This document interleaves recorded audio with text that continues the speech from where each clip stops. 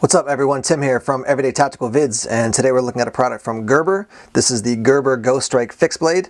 There are a variety of different setups for this knife. All the knives do come with the knife and a sheath. You can also get the deluxe edition, which has a neoprene ankle wrap, and we'll talk about that a little bit more in a few minutes.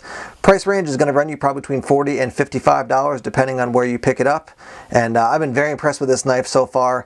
Very comfortable to carry, and if you're looking for a fixed blade and you're able to carry a fixed blade in your area as an EDC, this could be a cool option for you.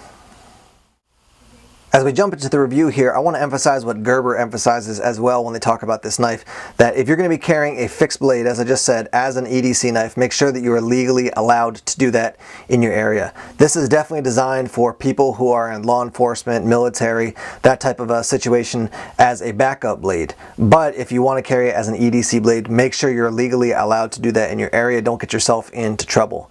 Let's talk about some of the details. Your blade length is 3.3 inches. Your overall length is 6.9 inches. Your weight is 3.6 ounces, and it is made of 420 high carbon steel with a ceramic coating.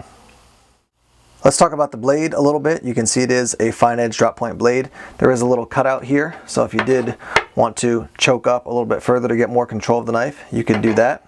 The other thing worth noting is that there is only one sharpened side of this blade, or one sharpened portion of the edge. Oftentimes when you have a self-defense knife, you have both sides that are sharpened, and that's just because they're built as self-defense knives.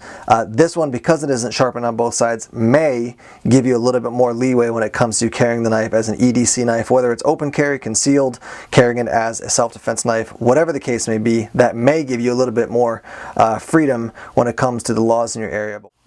Looking at the handle now, you can see we have a small hole for a lanyard. The handle is skeletonized to reduce the weight of the knife.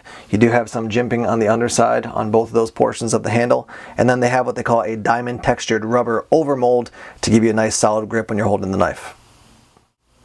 Here's what the knife looks like when it's actually in my hand. You can see that my first finger is going to rest in that first groove, and then my second two will basically fall there, and then my third just ends up the tip of the pinky, basically covering up that lanyard hole. Looking at another way to grip the knife, you can see that my pinky's in that first groove, my second two fingers are in the second groove, and then my pointer finger ends up basically covering that lanyard hole again, and then when you flip it over, that's what it looks like. We're going to take a look at one of my favorite features of this whole setup, which is the sheath. One of the great things I think right off the bat about it is that, as you can see, you can put the knife in this way, and you can take it out and put it in this way. So you don't have to worry about each time that you put it in and take it out of the sheath, you know, did I put it in the right way? Is it upside down? However you want to configure it, it'll fit into the sheath. Another cool feature of this sheath is that you can set it up in a couple different ways. As it's set up now, your belt is going to go through here, underneath, and then out this side. So essentially you'd be running this horizontally. You can run it on your side, your back, however you want to do it. If you want to run this vertically, you would take off these two belt loops, and then you can attach them here and here, or here and here, so it can ride a little bit higher, a little bit lower, however you want to set it up. But now you've got a couple different options for how you can actually run the sheath on your belt. Now, I don't actually have the elastic ankle band, but if you are going to wear this on your ankle, here are some instructions that come with all the different Ghostrike fixed blades. And you can basically see what you're going to do is take the sheath and attach it to the webbing on the ankle band, and then it's going to go around your ankle. Looks like it's quite comfortable. It does seem like a cool option. I didn't actually want it or need it, so that's why you just see the sheath and the knife for this video. Here's what the knife looks like in the sheath, and other than what I've told you already, there's not a whole lot more to say, so let's show you what it looks like all set up on the belt in various configurations, and then show you what it looks like at work. Alright, for this first shot, I want to show you what it looks like to have the knife on my belt. It's in the front, and it's actually very awkwardly placed, and that's purposeful just to show you that even when you place it awkwardly, it's still very, very subtle. You can't really see. I've got a hooded sweatshirt on. Here's the pockets right here, and you can't really notice anything, but when I do lift this up, you can actually see where the blade is. There it is in the sheath. You can see that it is sticking out quite a bit. I mean, I could fit two fingers definitely between where the edge of the handle is and where my belt is. So I would never run it like this just because it's sticking out so awkwardly. But even with it like that, you can see with a slightly loose fitting sweatshirt, it's not even noticeable. So let's put it in a couple different setups, couple different positions so you can see what that looks like. Alright, so now you're looking at my back, same sweatshirt covering up my belt, and when I lift up the sweatshirt, you can see that's where the blade is. Taking it out is relatively easy to do. It does take a little bit of practice to get the knife back into the sheath quickly and effectively. But the main thing I want to show you is that it is very low profile compared to the front. It was sticking out, you know, about 2 fingers width from my belt. This is very sleek, very slick, and contours relatively close to the shape of my back. As I mentioned earlier, you can run this both horizontally and vertically on your belt. It is right here underneath my sweatshirt. There's no printing, you can't really see anything at all, but when I do lift this up, now you can see where the blade is. A reminder that you can put the blade in this way, you can put it in whatever way you want as it fits into the sheath. I will mention to you that as you draw the blade, specifically in this setup, you know, when you're pulling it out vertically, because of that rubberized handle there, you may want to lean a little bit so that it's not getting caught up on your shirt in the process. So kind of lean to the side and then draw, and there's your knife right there. The other thing I'll mention is that right now I've got this set up so you've got 2 of the bolts here and then 2 of the bolts here. So I've basically got the middle 2 holes and the top 2 holes. You can also run it with the middle 2 holes and the bottom 2 holes so that the entire setup is riding up higher.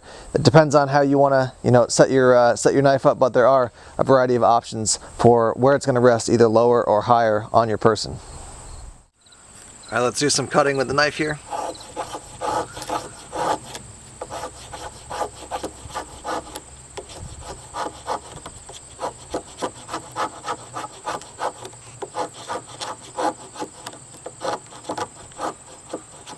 Yeah, there's some fine work.